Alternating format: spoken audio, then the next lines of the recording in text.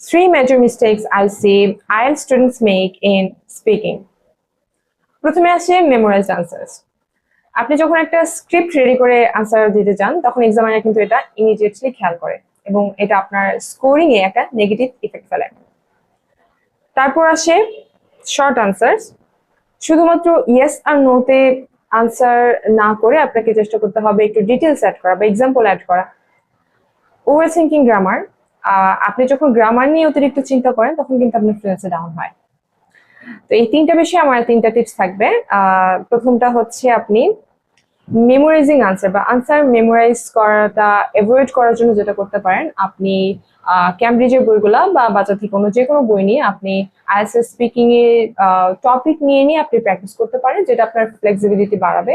এবং এটা যদি আপনার হয়, মানে আপনি যদি এনাফ পরিমাণ প্র্যাকটিস করেন তাহলে কিন্তু আপনার কোনো স্ক্রিপ্ট মেমোরাইজ করার কোনো প্রয়োজন পড়বে না, আপনি ন্যাচারালি যে কোনো টপিক নিয়ে কথা বলতে পারবেন।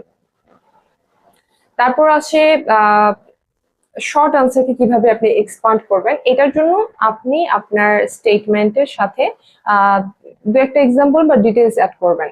যেমন এক্সামিনার যদি আপনাকে কোশ্চেন করে ডু ইউ লাইক রিডিং, তখন আপনি শুধু ইয়েস বা নো না বলে আপনি বলতে পারেন yes I like reading novels, specially historical books because it makes me feel relaxed after a long day or busy day.